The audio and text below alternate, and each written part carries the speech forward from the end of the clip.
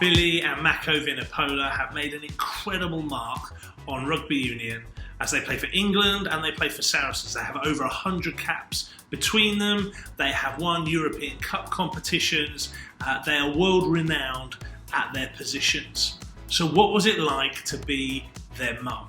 In this brilliant short interview with Singer Vunipola, we explore some of the joys and the challenges of being a mum of elite superstars like Billy and Mako. I hope you really enjoy this interview. I know you're going to get loads from it. Here's a couple of thoughts though before we get into the interview. Firstly, the danger with interviewing successful people's parents is that we think that becomes a blueprint. I love what Singer shares with us, but it's really important we contextualise that to our own homes and our own environment. This isn't the way to parent elite rugby boys, but this gives us some insight into the challenges and the conversations that she's had to have with her sons. How would you have had those conversations with your children as they try and pursue the best experiences and take their sport as far as it can go?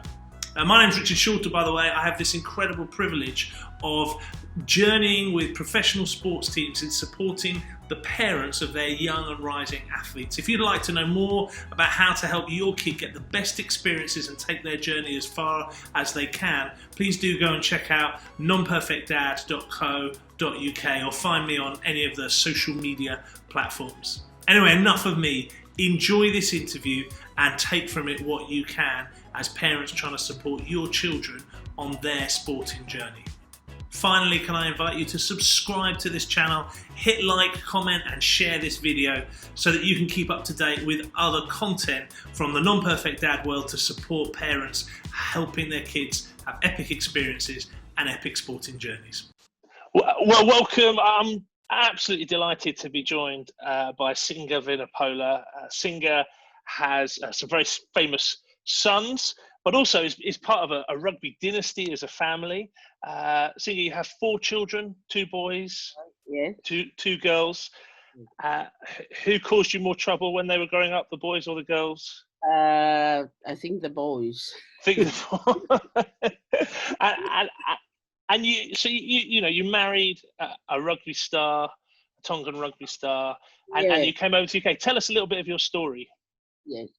Well, I met my husband back in Wellington way back in the 90s, and we got married. We got a girl and 2 boys and another girl.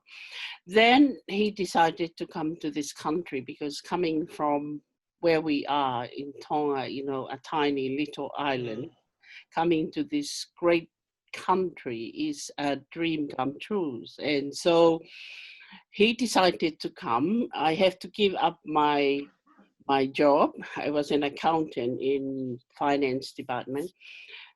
But it was a big challenge coming to a foreign land, and also the challenge of being a wife of a rugby players. We got to play, make sure that he goes to training, prepared and things like that, do the dirty washing and things like that, and just going to watch him. And that was more challenging because you watch him and you don't want him to get hurt and things like that. But and then from Pontypool to Bristol, he retired, and that's when the boys started playing rugby. We tried to discourage them because he had experience in rugby, feel that he doesn't want the boys to go through, what I mean, when it comes to negativity and things like that. And the fact that we come from an island, we are not British, that is part and parcel of the whole thing. Anyway, we can't, the saying that you can take the boys out of Tonga, but you can't take the Tongan out of the boys. You can't take the rugby out of. Anyway, I started playing rugby in Bristol, and from there I realized that it is my job and my call to make sure that to keep them on their level-headed, things like that. And also to encourage them that they are unique.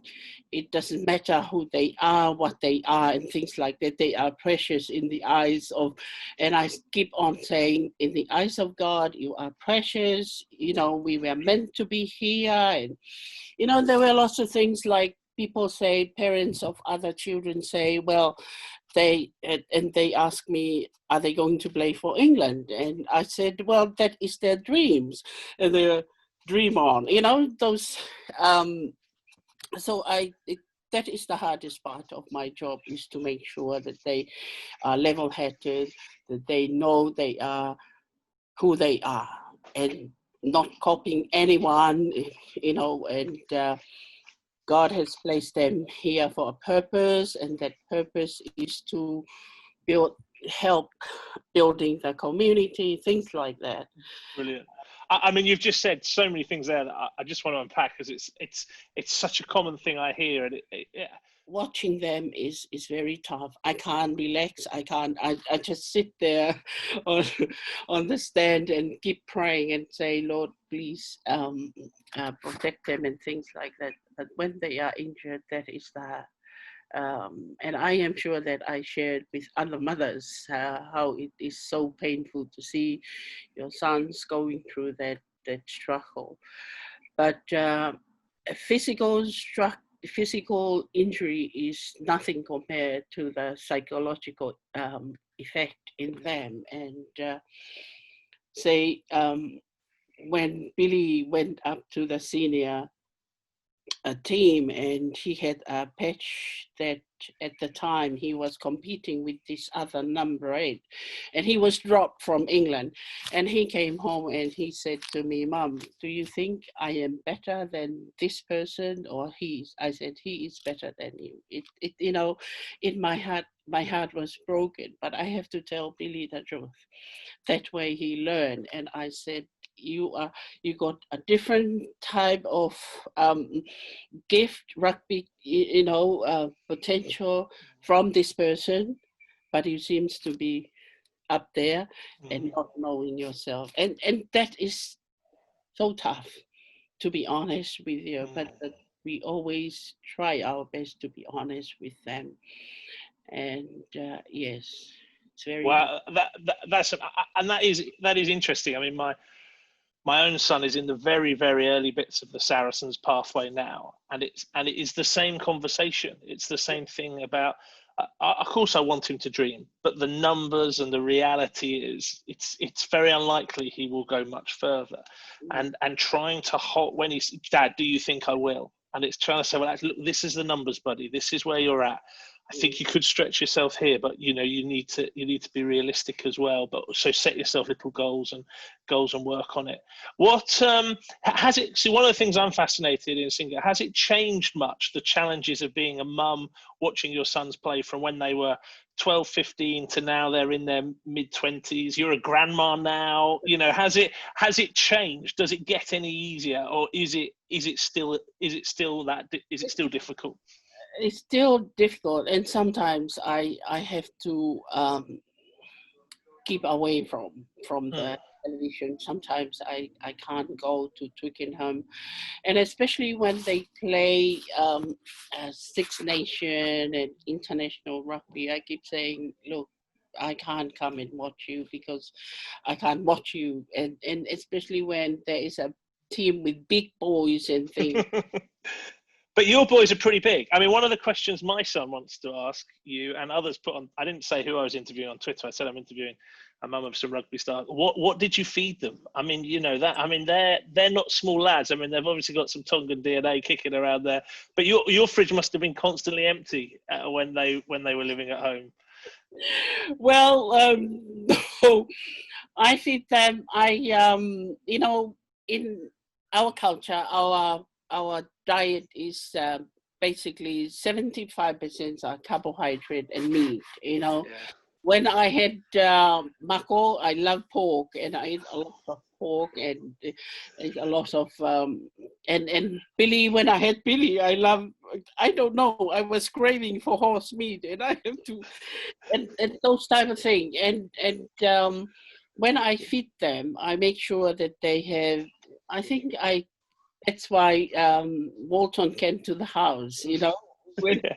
they said to me, if they keep on in this current way, they won't make it to the England.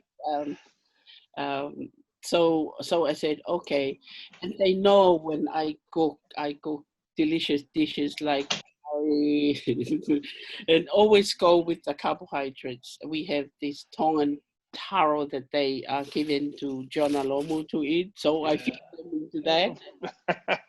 And now when they went to the English team, they hardly come home, you know, because Yeah.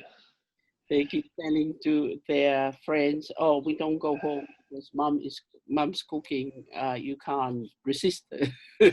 So I stopped cooking that way. Who's still cooking that way? Yeah, well, that's understandable. I guess that's part of the challenge, isn't it? You know, culturally, you. I mean, Tongolese food is a great tradition of Yeah. food, and now you have all the sports scientists saying what is and what isn't helpful and things like that. How have you helped the boys manage all those different voices that they get, different bits of advice and things like that? Do they, when they come home, do you talk a lot of rugby, or do you actually just switch off and you're just the Vunipola family hanging out together? Which is it? Do you help them filter the information that they're getting, or do you just be family? No, when you know, after every game they ring their dad and say, "Dad, what do you think of the game?" And when Yeah. they play up to the scratch, he said it and told them all blah blah blah. But then you know, when they come home, they share what they feel. They share, especially when they feel that they are undermined, that they are looked down because of the color of their skin and things like that.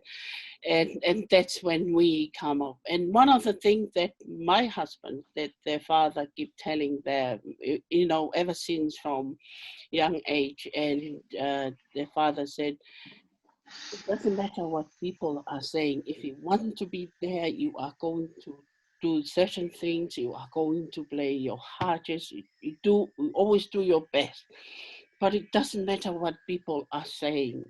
What matters is how you get there, and when you feel that you have done your best, that is what matters. And whatever you do, Mom and I will be behind you, regardless of what happened. They always share what is going on in there, so we kind of help them that way.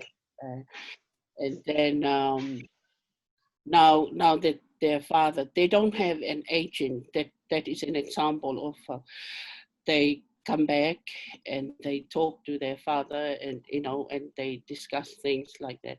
But there are times, I'm not saying that they are all perfect. There are times that like they listen to their friends and things like that. And I, I I think they got used to the certain type of pitch in my voice. Whenever I raise, they turn their head. Okay, okay, mom. Things like that. And I'm so pleased that it happened in their young age.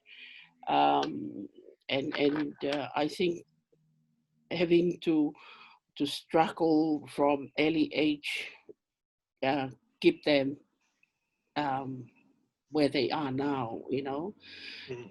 now that they, after the World Cup, Mako was suffering a very um, bad setback, and he felt that he was the reason for England losing the game, which was really, for me, it was um, a very unfair thing for him to think like that. So I said, Mm. Mako, you are one of 15 people. You know, this is the kind of thing. Mm. Right? You are one of 15 people, and whatever you did on the day, you give your all. And you know, as I said, it's very tough. You don't show emotion to them because you don't want to discourage them. When they leave you, you cry. when and this is, and I can't wait for them to finish their rugby career so I can have a peace and quiet. I think your grandchildren will be starting then, won't they? I think. Oh, Ah, Singer, it's been absolutely delightful to talk to you. I'm going to stop because we've got builders going on in the background. But tell me, do you? I mean, you've given so much advice, but for parents who haven't grown up in a rugby dynasty like yourself, what 2 or 3 things, words of encouragement, would you give to mums and dads whose children are starting out on this journey? Well, I would say to mom and dad, just be there and give them the truth, and through their rough time, it is important for them to know that you are there and accept them who they are, because it's a tough call for them to be in. It's very competitive, but knowing that you are there for them is, I believe, in the case of my boys, that's the most important thing, because I know that the world will be against, one day they will be saying good things, other day they say bad things, but to know that you are there for them through thick and thin is immensely a good thing for your children. And for me, I wouldn't do it any other way. I am there, and I Brilliant. thank God. Brilliant. Singer, thank you so much. We haven't said, have we? Because most people will know I'm a part-time church minister. Singer's a Methodist minister, which is how I found out. Singer, I really appreciate that. It's great to hear how your heritage, your faith, your experience has just helped you as a sporting wife and a sporting mum through that. And I really, really appreciate your time. Thank you very much. Thank you. Take care.